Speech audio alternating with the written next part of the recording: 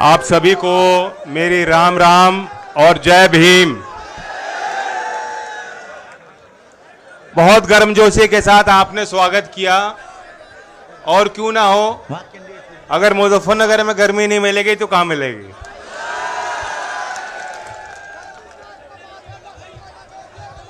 आज इस देश के लिए बहुत गौरव का दिन है।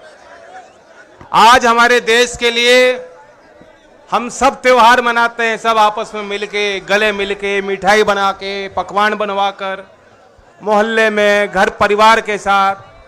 लेकिन आज का दिन इस देश के लिए, इस देश के भविष्य के लिए, शोषित गरीब वंचित समाज के लिए, किसान मजदूर के लिए सबसे बड़ा त्योहार है। क्यों? आज संविधान दिवस है। हमें और आपको आज कल्पना करनी चाहिए, आजादी तो हमें 1947 में मिली और आप लोगों ने अपने हड्डियों को गलाकर, बड़ी कुर्बानी करके हमें वो तकदीर हमारी खोली और इस देश को आजाद किया। लेकिन उसके बाद भी संविधान के लिए हमें इंतजार करना पड़ा था। संविधान सभा ने 2 साल बहुत गहरा अध्ययन हुआ और बाबा भीमराव अंबेडकर जी की विजन, संविधान सभा की उन चर्चाओं को आप पढ़ेंगे। अगर आज विद्वान लोग बैठे हैं यहाँ, मैं आपको निमंत्रण देता हूं। 8000 पन्ने लग जाएंगे संविधान सभा की अगर चर्चा लिखी जाए। किसी ने गिनती करी है, 30 लाख से ज्यादा शब्द हैं। सारे विचार, खुल के चर्चा हुई संविधान सभा में कि देश का स्वरूप कैसा हो, एक प्रगतिशील समाज का निर्माण कैसे हो, इस सामंतवाद का सामना करने के लिए एक समतावादी समाज का निर्माण कैसे हो।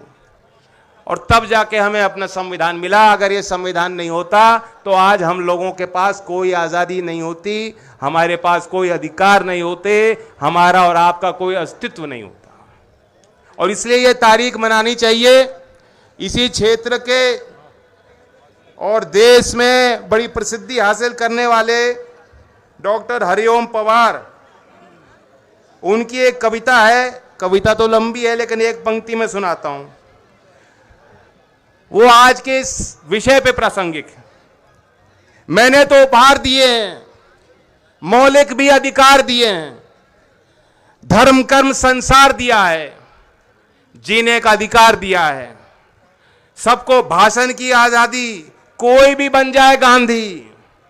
लेकिन तुमने अधिकारों का मुझसे लिखे उपचारों का क्यों ऐसा उपयोग किया है? सब नाजायज भोग किया है, मेरा यूं अनुकरण किया है जैसे सीता हरण किया है। मैंने तो समता सौंपी थी, तुमने फर्क व्यवस्था कर दी, तुमने नर्क व्यवस्था कर दी। हर मंजिल थैली कर डाली, गंगा भी मैली कर डाली। शांति व्यवस्था हाथ से हो गई, विस्फोटों का भाष्य हो गई। आज अहिंसा बनवासी है, कायरता के घर दासी है। न्याय व्यवस्था भी रोती है, गुंडों के घर में सोती है। सुन लो, ऐसा लग रहा है कि आज की बात है। पूरे कांप रहे आधों से, राजा डरता है प्यादों से। गांधी को गाली मिलती है, डाकू को ताली मिलती है। क्या आपराधिक चलन हुआ है, मेरा भी अपहरण हुआ है। मैं चोटिल हूं, शत विक्षत हूं, मैंने यूं आघात सहा है जैसा घायल पड़ा जटायु। हारा थका करा रहा है, जिंदा हूं या मरा पड़ा हूं, अपनी नब्ज टटोल रहा हूं। मैं भारत का संविधान हूं, लाल किले से बोल रहा हूं।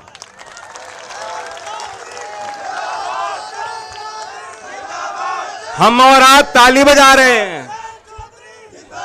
लेकिन ये कठोर कड़वा सत्य है और ये आज का सत्य है, आज की शासन प्रणाली का सत्य है। ये पोल खुल गई है। तरह तरह के वादे करके, बड़े लुभाने वाली बात करके आप लोगों की वोट इन्होंने बटोरी थी और वादे इतने अच्छे किए थे हर वर्ग को समझाने के लिए। अमित शाह जी आए, इस विधानसभा की बात बता रहा हूं, कह गए थे कि किसानों के घर 5 साल बिजली का बिल नहीं आएगा। बिजली का बिल आ रहा है, नहीं आ रहा? मीटर लग रहे हैं, कैसे दोगे बिल? भुगतान हुआ था 14 दिन में। अब वादा था, कह गए, उनको आपकी वोट चाहिए थी, ले गए। इन्होंने करोड़ों रोजगार देने की बात कही थी, कहां करोड़ों से धड़ाम करके गिरे हैं। और अब प्रधानमंत्री रोजगार मेला करते हैं जिसमें 71,000 लोगों को, जिनकी नौकरी 1.5 साल पहले लग चुकी थी, उनको बुला करके एक चिट्ठी पकड़ा रहे हैं। ये हालात देश के हो गए। गरीब के हौसलों को ये लोग नहीं समझ पाए, गरीब के इरादों को ये नहीं समझ पाए, गरीब के सपनों को ये नहीं समझ पाए। अन्नदाता तो भगवान का रूप होता है और अन्नदाता किसान के साथ खेत में उसे खेत को जमाने में मेहनत करने वाला मजदूर भगवान का रूप होता है। ईंट पे ईंट लगाकर घर का निर्माण करने वाला श्रमिक भगवान का रूप होता है। अपने हाथ से और कारखाने में कपड़ा बनाने वाला बुनकर भगवान का रूप होता है। आज इस भरी सभा में पूछता हूं, क्या किसान और मजदूर और बुनकर जो भगवान का रूप है, ये अपने आप को धार्मिक बताते हैं? क्या ये लोग आपको मानते हैं?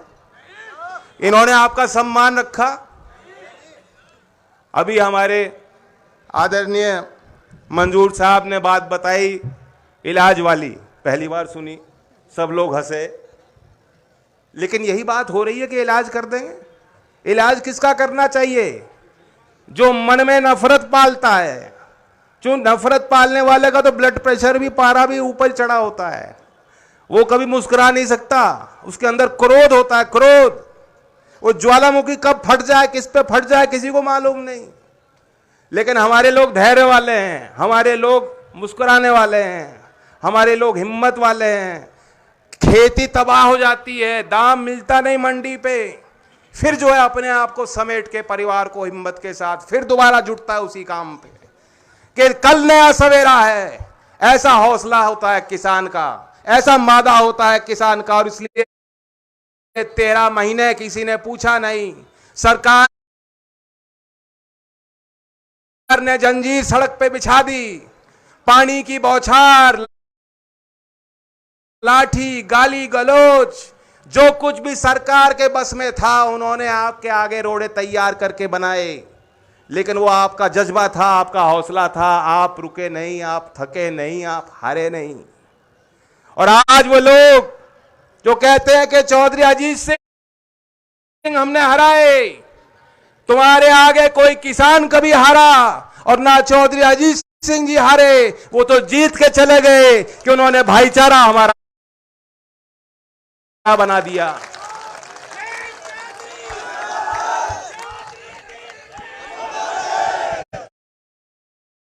और अब ये समय बताएगा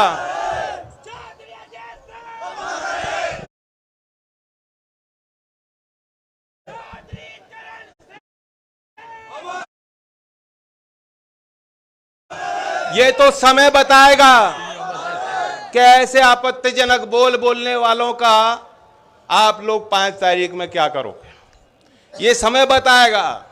आज आपने बड़ा आशीर्वाद दिया और आपने मंच की तरफ एक तस्वीर जो हमने बनाई है उसकी तरफ गौर किया होगा। ये सिर्फ वोट हासिल करने के लिए या जीत अपनी पक्की करने के लिए हमने गठबंधन नहीं किया है। ये एक उभरते भारत की नई तस्वीर और नए लीडरशिप की तस्वीर है। एक नया सामाजिक समीकरण है जिसके बल पर खतौली से चलकर दिल्ली का समीकरण हम बिगाड़ देंगे।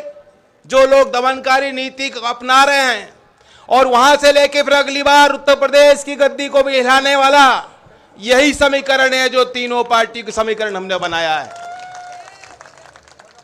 और चंद्रशेखर जी ने तो बताया कि जन्मदिन है। चंद्रशेखर जी, मैं इनकी तरफ से वादा कर रहा हूं, कर दूं वादा? तिसंग का कलाकंद बहुत फेमस है, है कि नहीं? तो इन्हें तोहफे में वोट देना और जीत जब 8 तारीख को खुलेगी उसके बाद मैं इन्हें तिसंग का कलाकंद खिलाऊंगा।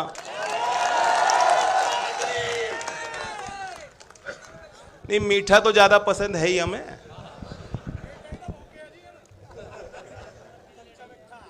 डबल शक्कर डालो आप चाय में भी। मुझे तो पता नहीं, प्रधानमंत्री जी कहते चाय मैं नहीं मानता कि कभी उन्होंने चाय बेची हो।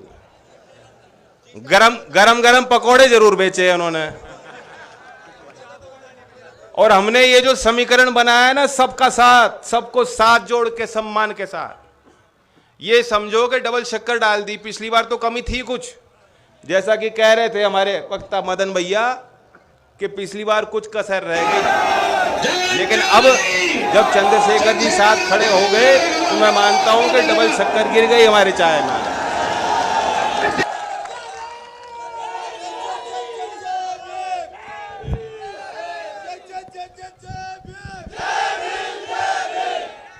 देखिए, बाबा साहब ने जो आप देखें उस कॉन्स्टिट्यूशन असेंबली की डिबेट्स को पढ़ेंगे, उन्होंने एक चिंता व्यक्त की थी। उन्होंने कहा था कि अब जब संविधान हमें मिल गया, राजनीतिक बराबरी हमारी निश्चित हो गई, लेकिन सामाजिक और आर्थिक तौर पर हम बराबर नहीं हैं। आज भी आप गैर बराबरी देखते हो।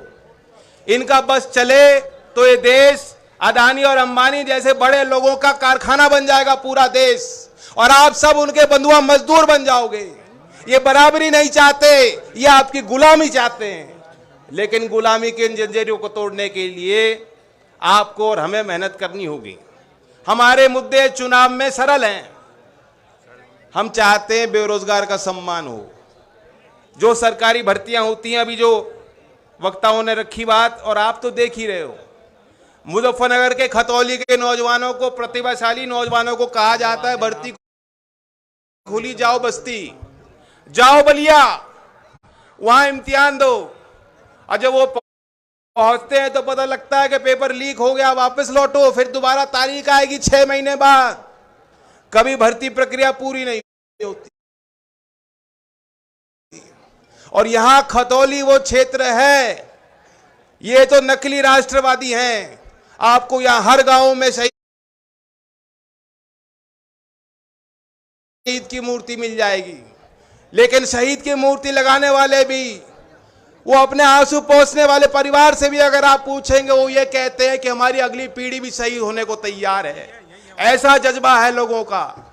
लेकिन ये वो सरकार है, याद रखना, जिसने इस भावना को नहीं समझी। ये सरकार जिन्होंने कह दिया कि हम आर्मी के सैनिकों को भी पेंशन नहीं देना चाहते, हम पूरी पक्की नौकरी इन जवानों को नहीं दे सकते। हमारे पास वो सामर्थ्य भारत सरकार पे नहीं बचा है कि आर्मी भी पक्की नौकरी आपको दे दे। इसलिए भाइयों, 4 साल के लिए अग्निवीर बन जाओ, और अग्निवीर 4 साल के लिए बनोगे, 4 साल बाद घर लौट जाना। क्या ऐसी व्यवस्था तुम स्वीकार सकते हो नौजवानों? ये चुनाव 5 तारीख का यही मान लेना। आपको बटन नलके का इसलिए ही दबाना है कि दिल्ली में बैठे इनकी आंखें खुल जाए, इनको पता लग जाए कि अग्निवीर हमें पसंद है, स्वीकार नहीं है। गन्ने की बात मैं कह दूं, गन्ने का तो रेट ही भी घोषित नहीं हुआ।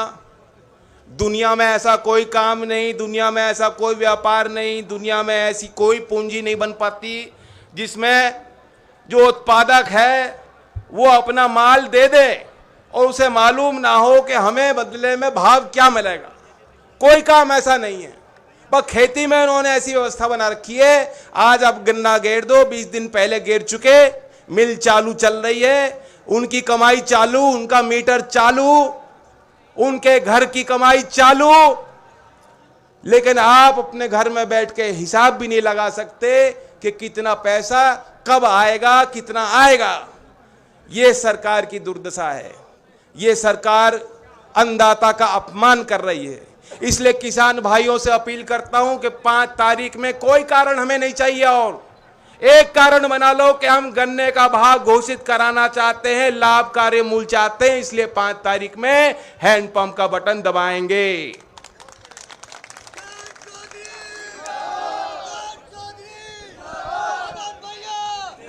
मुझे लगता नहीं समझदार को समझाने की जरूरत पड़ती है।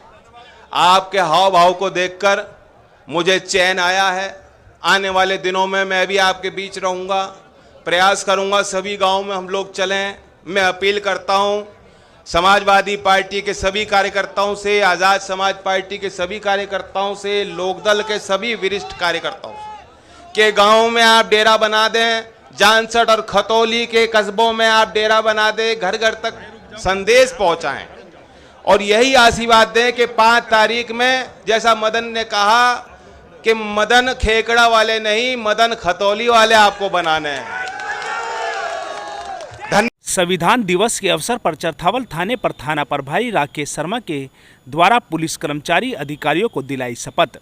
जनपद मुजफ्फरनगर के चरथावल थाने पर थाना प्रभारी राकेश शर्मा के द्वारा पुलिस एवं पुलिस कर्मचारियों को संविधान दिवस के अवसर पर शपथ दिलाई गई। इस अवसर पर उन्होंने कहा कि 26 नवंबर 1949 को भारत का गणराज्य का संविधान बनकर तैयार हुआ था, जिसे संविधान प्रारूप समिति के अध्यक्ष डॉक्टर भीमराव अंबेडकर के द्वारा राष्ट्र को समर्पित किया गया था। 26 जनवरी 1950 को भारत में संविधान लागू किया गया था। उसी को लेकर आज चरथावल थाने पर सभी को देश के संविधान की रक्षा के लिए शपथ दिलाई गई है।